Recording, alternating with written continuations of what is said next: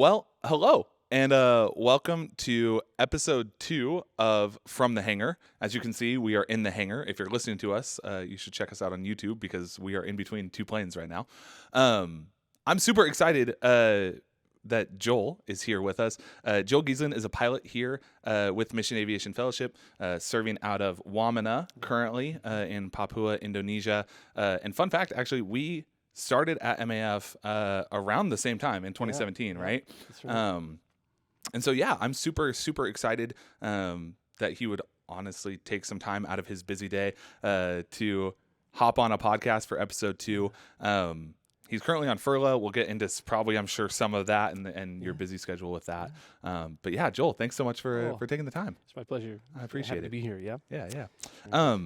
Well, I would love if you would just take some time to introduce yourself. Tell me a little bit more about yourself, how you got to MAF as a whole, all of that kind of stuff, whatever you want to go. How many hours do you have?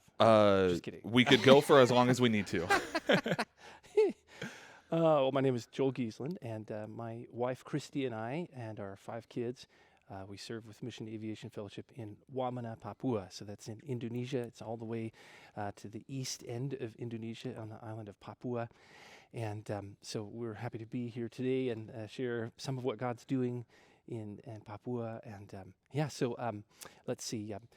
I grew up in Ohio, and actually my brothers and I were really started to see and learn about aviation and airplanes even from a young age. And I think my first exposure to flying in a small airplane was actually at missions at the airport. It's actually kind of a thing that JARS does. Cool. But it was really awesome to get a chance to see how God uses missions and aviation together in this. And for me, it was always about, I heard Marilyn Laszlo's stories and testimony about things that God was doing in Papua New Guinea and using the airplane. And that kind of stirred my heart at a young age. I go, wow, that is incredible. And I was actually at that event that I got to sit right seat in an airplane, and the pilot let me turn the airplane a little bit, and it was amazing. I thought, wow. And of course, I'd never driven a car at that point. So it's a little kid, about 11 years old. It's quite a thrill, and actually a 206 kind of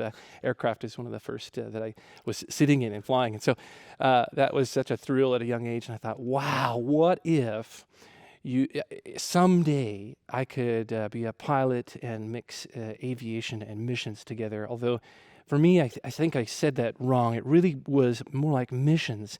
And then how can I do that? Well, through aviation. That is a really unique opportunity to use technical skills as well as, but to serve in ministry and sharing the love of Jesus to people who have yet, or maybe haven't clearly understood, or maybe don't have a chance yet to hear. So, that was kind of maybe a little bit of background as to how I got started in aviation, period, or maybe even towards the bend towards mission aviation. Yeah, that's so cool. Having an event like that at an airport, and as an 11-year-old, I can imagine that turning an airplane before you even touch like a car is probably like such a wild thing. I'm like, wait, this doesn't feel like this doesn't feel like the natural progression that I should be taking. So I suppose I flew before I drove, but not really, because the pilot was there. He's like, here, pretend to fly the airplane for a second. But at 11, you're like, I'm flying the airplane. I'm taking control of this whole thing. I got it. That's awesome. So then from that point on, talk to me about you're in high school, you're in college. What was your life like at that point? Because I think if I'm correct, you guys actually moved in high school to Eastern Europe. Is that That's correct? Yes. So through high school, I got God really started to stir my heart. It's Matthew chapter 9, verse 36, where it says, Jesus looked upon the crowds and he had compassion on them, for they were lost and like sheep without a shepherd. Yeah. And he said to his disciples, pray to the Lord of the harvest to send laborers into the harvest field. And so even in high school, I was really praying, okay, God, what can I do? And there was a ministry that took teenagers on mission trips in high school. And so I had the opportunity, it's really what I would say it is, to go to the Philippines, to go to several other countries during my high school time. And God really started to stir deeply in my heart. Okay, missions is what I really want to do occupationally. And okay, so then what is what is the tool that God wants to use for that? So yeah, I had exposure to and excitement about aviation, but was it that quite the fit? I wasn't quite sure. So at the end of high school, I went to an internship that focused for a year on just seeking the Lord and serving and actually reaching out to youth here in America. So then during that year, I felt God really speak to my heart clearly. Okay, yes, mission aviation is what I want you to go and study and train for that. So, yeah, and so at that time I was looking around for colleges, and actually my older brother Daniel had went on to Moody to study mission aviation as well. And at that moment, right when I was getting ready to go to college, Moody actually was in transition to moving, and so they weren't open for enrollment that year. And I was like, man, bummer. But then I found LeTourneau, and LeTourneau University in East Texas, and it was such an amazing experience at LeTourneau. What a Christ-centered university that was just an awesome 4 years of studying there and training for mission aviation. So yeah, that's awesome. And you met your wife there, correct? Yes, so. right. The probably the best part of it. yeah, good answer. Good answer. Not probably the best part. Let's clarify. Better catch. Better catch. No, but absolutely. That was such an awesome thing that God brought us together, and she has such a heart for missions as well. Yeah. And so we were thrilled to be at that point when graduated from high school, from college, and from LeTourneau, and ready to say, okay, God, how do you want to bring us to the mission field? That's awesome. Yeah, it's cool how that story obviously is so clearly ordained. Where you probably would have gone to Moody if it had been opened, and you and Christy might have had a very different path either to each other or just however that works. And God knows what He's doing, even in the small parts of our journey that maybe at the moment we don't understand. We look at it and go, God, what are you doing here? Why? But yet seeing later on, maybe looking back, and sometimes it's hard to even see later on. You go, I still don't get, why did I have to go through this or that? Or why was the story, my journey, or the unique aspects, why did it go that direction? Maybe you don't understand, but at some points you can look back and say, aha, God was certainly at work in bringing Christy and I together. And praise the Lord. I love that. So then from LeTourneau, why MAF? I mean, you mentioned JARS already. Yeah. We have great partnerships with Ethnos 360 and other missionary aviation ministries. Yes, right. Why MAF? Well, I think it really has to go back even a little further. It's quite funny, but Christy's family, her dad and her had worked with SIL and worked with JARS and Wycliffe. And so even her granddad was president of SIL in there in Dallas. And so she has quite a rich history of friends and family that worked with Wycliffe. And so she was kind of like, well, why don't we go with JARS? Kind of this, come on. Yeah, it's in the family. Come on, you can't go away. You can't be a traitor. But, right? I have to say, after graduating from LeTourneau, the biggest thing that we encountered was actually our student debt, because we had quite a bit of student debt.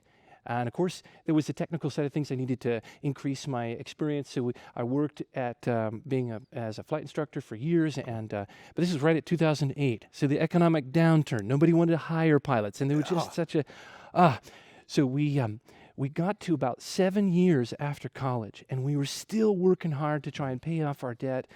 Christy went back to school to study to become a nurse, and so she was a nurse at that time. We were both working full-time jobs. She would work during the night, and I worked in the day, and we had 3 kids at this point, and we're just going nuts. We're like, man, are we ever going to get to the mission field? And we're like wrestling with this. And so a friend of ours from college, he was a roommate of mine for a short time at LeTourneau. He was with MAF, and he said to us, he came back on furlough one time, and he was sharing the stories, talking about what God was doing, and sharing about the need for pilots. And I'm like, I'm a pilot. I can do that. That's what I've always trained for. And it resonated with me. And he said, why aren't you guys going? What's, not as a condemnation, but just hey, why don't you guys go? Would you consider? And I said, absolutely, we would consider. And then I made it pretty clear. I was like, hey, but we've got this debt that we've been trying to work to pay off for so long. And after he left, Christy and I, we both sat on the couch and we just looked at each other. We're like, God's stirring our hearts. And right there at that moment, we just listened to some worship music. We just prayed and we said, God, if this is mission aviation, something that you want us to still pursue, because we had in a way put it into the attic and said, I don't know if this will ever actually pan out, because, we're getting pretty into our jobs and we don't know if we'll ever pay off this debt. For sure. We want to buy a house, these kind of things. Yeah. And it was 1 week later, matter of fact, that same friend called us and he said, I feel like God is telling me to give away all my money. And he asked us, or challenged him to give it to us. And we're like, wait a second, hold the phone. Wow. That's crazy. It was basically about half of our student debt that his gift just boom. So you see that we said, God, okay, is this what you want us to do? If it is, let's do it. Let's go crazy. Yeah. And a week later, he calls us and he says, I want to just give you.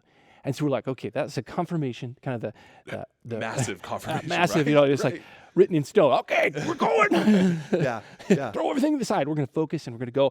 So the next year, it was quite like a Dave Ramsey beans and rice. It knuckled down, and we paid off like $70,000 in the next year, and we went nuts. And it was at the same time, 2016, and it was December 2016. So then January, we started filling out the application for MAF. And you asked why particularly MAF? Is because at that time I had quite a bit of flying experience. I had set my maintenance skills to the side and not worked as a mechanic for a few years. Okay. So at that point, we saw, okay, actually, there's an opportunity with MAF for a pilot specialist with the experience that I had. So that kind of was just led us in that particular direction. It wasn't that there was some discussion of, okay, but man, we're just so excited to be a part of what God is doing around the world, and we're thrilled to be here with MAF. And I love it. So yeah, I love it. So you obviously come to MAF around the same time. I remember vividly. We do this thing at MAF called the Commissioning Chapel, where you've gone through all of the training that's necessary to be put out in the field. I believe at that point too, you fundraised all of that, and so I vividly remember you and Christy and your class of people being commissioned, and at MAF, we have this tradition of when we do a commissioning chapel, we stand around with everybody and pray for them. And I just remember because I think at that time, either I was filling in as a photographer or we had just hired our new photographer, videographer. And so I was helping out with that. And vividly remember those photos coming in. It's a really big moment for us. Is kind of a culmination of years of training and from going back to when I was 11 to all the way to, wow, this is happening and we're going, we're getting it. Oh, man, praise the Lord. So that was a big moment. I love that, man. I feel like often I've heard a handful of these kinds of stories where missionaries like you are telling your story, and I feel like I often hear about just this long journey. And so it's really cool to hear how your journey was kind of just woven out and very clearly scripted, but also there's so many things that had to fall into place perfectly for you guys to be here. And so that's awesome. And like I said before, is in the journey. There's so many moments of, oh man, why is our journey looking so different than somebody else's? Because you look around and I see some of my friends that maybe had gone on to this or that corporate job or this or that aviation or into missions straight away or whatnot. And I just think, what is wrong with me? Or, this will never happen. But then just simply stepping through whatever the Lord puts in front of you faithfully and walking in that, in not to say that it will end the way you expect. Totally. No, but just realizing, trusting the Lord in that crazy journey to say, okay, God, this is in your hands. Yeah. And help me to have faith and trust you in this. Absolutely. Absolutely. So you are commissioned to Indonesia. Yes. Can you talk to me a little bit about that process? Like why Indonesia? What does that look like? And then, once you're in Indonesia, what's the process for you guys? Because I know there's language school and there's movement and all of that. Yeah, I'd love to hear more about that. Back to the statement about journey. It's a journey. It's not you can't fast forward any part, whether you'd like to or not. Just walk through it daily. So we were assigned, I guess you could say, to Indonesia. But I really am grateful for the way that MAF walked us through some of that. They shared with us different opportunities that are available around the world and said, here's the places that we feel like you as a family could fit. And we really settled and prayed a lot about it. And we're like, oh man, But really felt the Lord leading us to go to Indonesia. Such a fantastic place for our kiddos. And there's so much going on there that's just thrilling to be a part of. So, we moved to Indonesia, and we went straight away to language school, which I really appreciate, because when you get there, it is, unless you've spent time in a country that does not speak English very much at all, you really don't understand how debilitating it is to be in a place where you just don't. You can't communicate. You can't even say good morning. I'm like, how do they say hi? Let's start there. The basics, right? Yeah. Yes, no, okay, all right. I got this. Let me go try it out. So we spent a year in language school, and of course that's not easy. No matter what language you're learning, it is a tough journey. But okay, so God just walked us through that, and then we were able to move on to Sentani, where we received some more training, and of course then right there, boom, COVID. And I don't really want to talk about it. But no, we can't. But I'm just saying, so then after a season with COVID and so on, we can talk about that. But we were back in Indonesia, and we moved to Wamena, and we've been there in Wamena for 2 years, and been able to do, again, flight training and specialized training for what we do in Papua with flying the Kodiak and operating there. So, how close is Sentani to Wamena? Because I obviously know those names by being here and working mostly in social media, but like, what's that flight distance like, ground distance, all of that? It's about 120 miles. Okay. And there's some people that would probably grab it. No, it's 117.5. Okay. About 120 sounds great. I'm throwing out big numbers here. But it is more than 100 miles from Sentani. And so Papua is it's a large island. And half of it's Papua New Guinea, and the other half is Papua, part of Indonesia. And right along the center is this large, rather rugged chain of mountains that go up to 14,000 feet. So we're talking some big mountains, but it's on the equator, so you don't even notice, because you think, oh, it doesn't have snow, so it's not a big mountain if it doesn't have snow, right? Well, it's on the equator, so there's pine trees on the top of it. No, but really, there are trees quite high on the mountain. That's beside the point, not here nor there, but... So Sentani is actually on the coast, and there's a lot of shipping that comes into Sentani, and then there's a massive amount of jungle. It's about 70, 80 miles of just jungle, swampland, and so on. And then you get to the hills, and they rapidly rise up to this spine of mountains. Wamena is actually right in the middle of the spine of mountains in this bowl, kind of surrounded. So the elevation is right around Denver, Colorado, kind of 5,000 feet.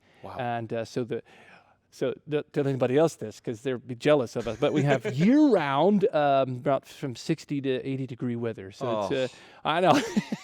So I'm quite freezing. I'm like, this is cold here. Yeah, what's going on? 50 degrees out, and I'm like, it's springtime in Boise. I'm thrilled, and you're like, where's my coat and my jacket? And I'm freezing.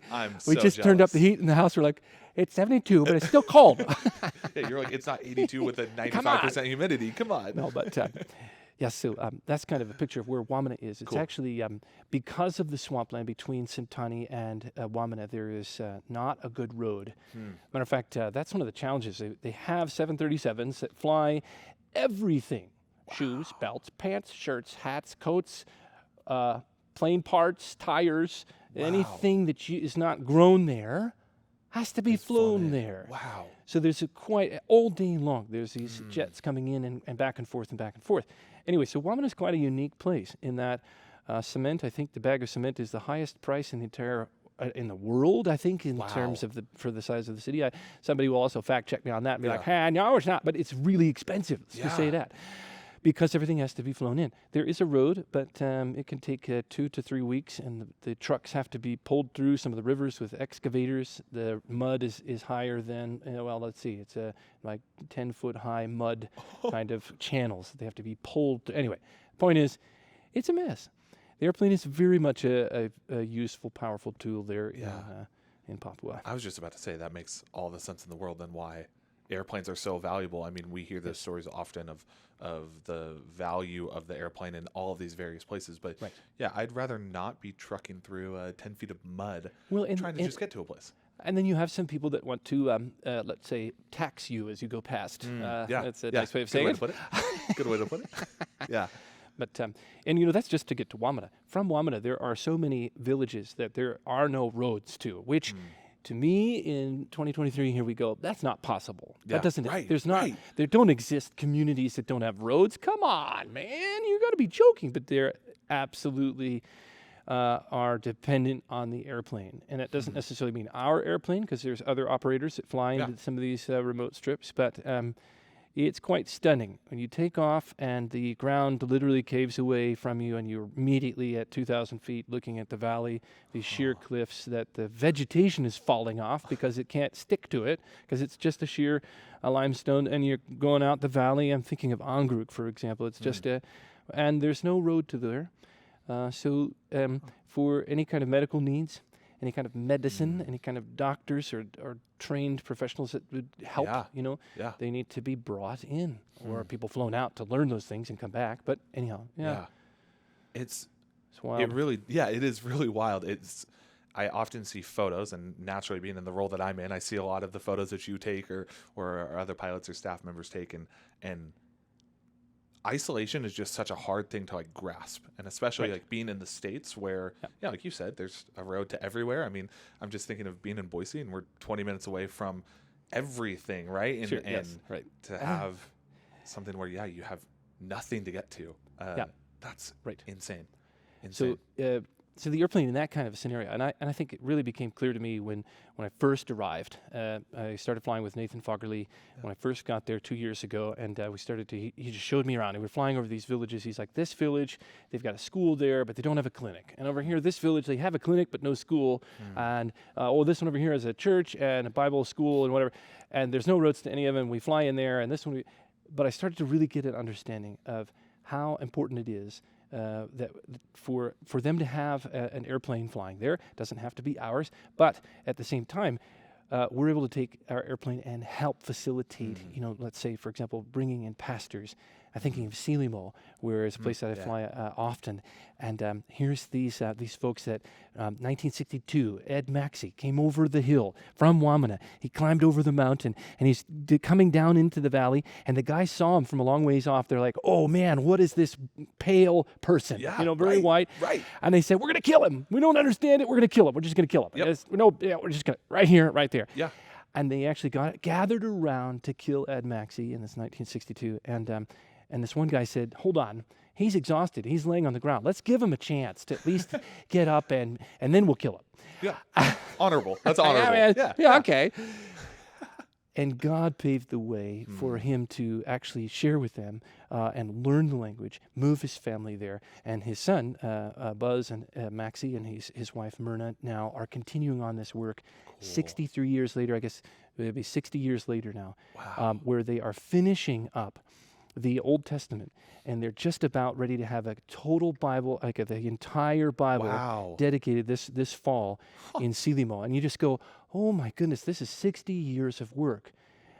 This, I think, is a perfect example of how, MAF has been there with them and other organizations as well, but MAF has been helping them all this way, 60 years, and now we're finally starting to see, I don't want to see the culmination, but not necessarily the end. Yeah. Because just having the Bible on your shelf is not the end. Yeah, right. But there is a thriving church there. There are folks who are getting it, to really get what it means to be a follower of Jesus. And what a great opportunity to finally give these guys the entire Bible, the whole picture, and say, "Wow, here it is." So, a few months ago, I was able to fly out of Silimo some of the guys who knew the language well enough to articulate and read, and then they had an audio recording of the New Testament. Oh, wow. So they're working on both, not only the whole Bible, but also an audio recording of the New Testament that will be available in these little solar-powered playback devices that they're giving out. And it's an MP3 player, but it's solar-powered, solar-charged. Yeah. And they can play the Bible in Nalik, I believe is the language there, in the local language, where they can hear the Word of God, read the Word of God. Because, many people, if they have eyesight problems or whatnot, there's so many ways in which they need multiple different methods so that they can hear, understand, and really get it. What does it mean to be a follower of Jesus? Wow. I feel like there's often, we take for granted the fact that we have the Bible in our language, right? Yes, and indeed. Start to finish. And I mean, in English, it's in what seems like hundreds of translations, and the fact that, you get to be a part of, and MAF has been a part of that whole process and that whole journey is Right. so cool. But then also you add in the fact of like some people are even beyond eyesight or issue, Yes, auditory absolutely. learners, Yes, right? They right. need to learn through the ears and having the ability to do both. Like what a Well, blessing. you think of the very first time the Western world actually knew much about the Balim Valley, and I'm talking about where Wamena is, that bowl in the middle Yeah. of the mountains, was in the 1940s. Actually, in World War II, some of the planes were flying over. They're like, wait a second, there's people that live down in this valley. What is going on? And there's a book about it. But anyway, and so you understand these guys came from literally cannibalism and killing each other and wars and all this to now accelerate 80 years, simply 80 years or less, Yeah. to wow, look at what God has done here in the Wamena Valley and around, and bringing the light of Jesus into this area. I was talking to one of the fellas at Angguruk again, and I said, so what did it look like here in Angguruk? Because he said in 1960s, I don't know the exact date, he said 1960s, the first folks came here, the first ministers of the gospel came here, and he said, oh yeah, I'll tell you what it's like. It was dark and we ate people. And you just his jaw hits the floor, and I'm like, wait a second. Like, can we run that Yeah, hold on, language take two. barrier? There You has gotta to be be wrong. something missing, right? And he said, makan manusia, which means makan means eat, and manusia means people or population, or Yeah. and we just ate the population, meaning our enemies or people that we didn't like or Yeah. disagreed with. They had wars, and then they ate the people. A matter of fact, in view of the people on the other side of the valley, Oh, wow. to make fun of and say, we killed That's them, like we're going to eat intimidation them. almost. Yeah. Absolutely. Yeah. With hooping and hollering that they can hear. And he said, since then, since the gospel has come in here and people have been sharing with us about Jesus, it's transformed the culture, transformed the entire area. Now they have a clinic, a school, and churches there.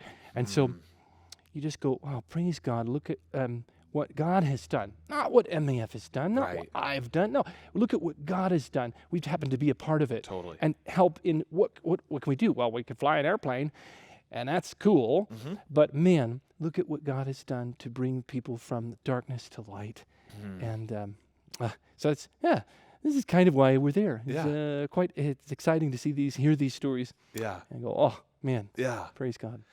MAF, I feel like, is such a beautiful representation of using like gifts, talents, abilities in the larger picture of the gospel as a whole, right?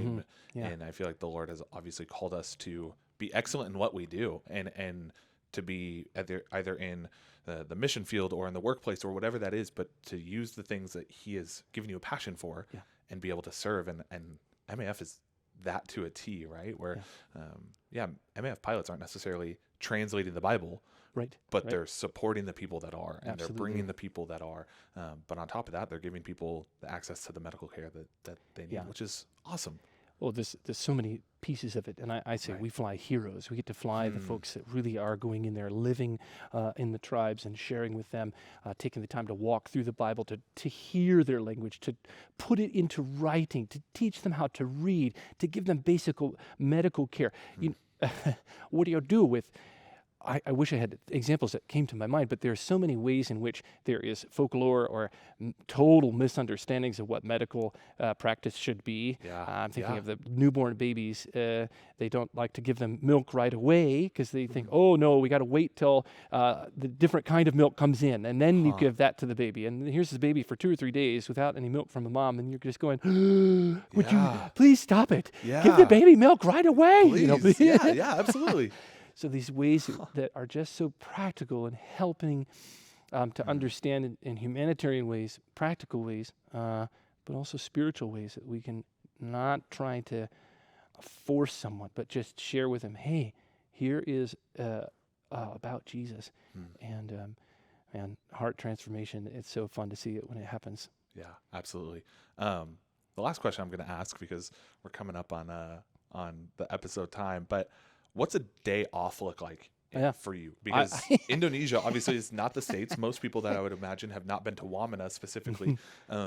What does it look like for you to have a day off? We get up early, we check out Walmart, and then we go to the movies, and then we go That's bowling. what it feels like, right? Like that's in my mind. I'm like, well, like what does it look like? It's actually quite. We're normal people. We try to do things around our house, fix, maybe make some repairs or mow the yard or whatever.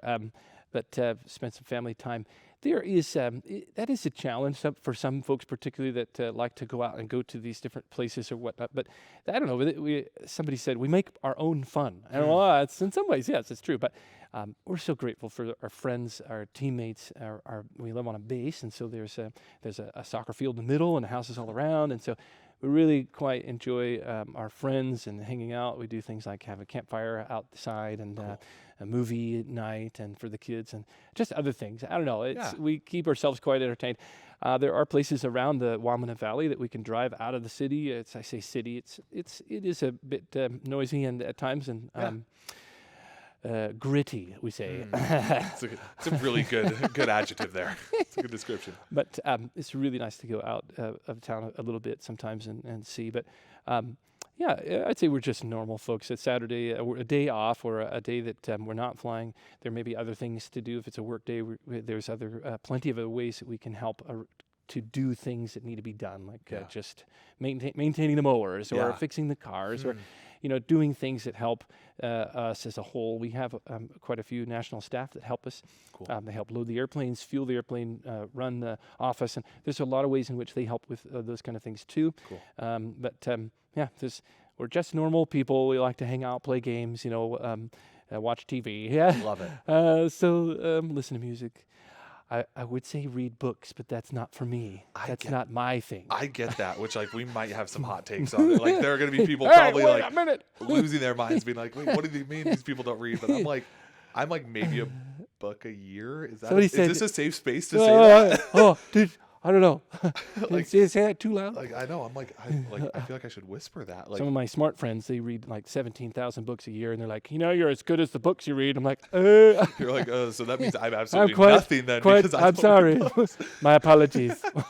I started a book a handful of months ago that I was like, I'm gonna finish this by the end of 2022, and I don't even think I touched it back again. I think I'm about 3/4 of the way in. I'm just sitting on that, being like, 2023 it is. We're gonna finish it by 2023. Let's do it. I know I said the last question, but I'm going to ask one more. Favorite Indonesian meal? Because I know that Indonesian food as a whole around HQ is pretty popular. There's a lot of people that have served there. Yes. What's your go-to? You're at a restaurant or cooking? So actually, Christy makes a pretty good soto ayam. She's learned from some of the folks in Indonesia there how to make it, but it's a very yummy soup. It's got quite a bit of noodles and rice and other things. It's quite nice. Then if we're going to other bigger city outside of Wamena, the satay, which is kind of a barbecued chicken on a little skewer, and anyway, it's pretty yummy. But, I'm in on that. I don't think that Boise has an Indonesian restaurant, but I feel like if you ever want to come back and open one, by all means, there we go. If you ever come back, serve at HQ, I think Chrissy's got a job already lined up for us. So. There you go. Oh man. Well, Joel, thank you so much for taking the time. Sure. I really appreciate you. Episode number 2 with Joel Geaslen. I mean, there's not a whole lot more that we can ask for. So I appreciate you. Thank you for the work that you do. And thanks for hanging out and taking the time to film a podcast and listen and record a podcast. Yeah. So with that, thanks so much for listening, taking the time. Thanks so much for hanging out with us, getting to know us a little bit more. If you're on YouTube, feel free to like, comment, subscribe. Did I just hit you with the normal YouTuber thing? I absolutely did. If you're listening on Spotify, Apple, wherever you get your podcasts, feel free to subscribe to that as well. Turn on notifications so you don't miss an episode. Thanks so much. We will see you next time on From the Hangar.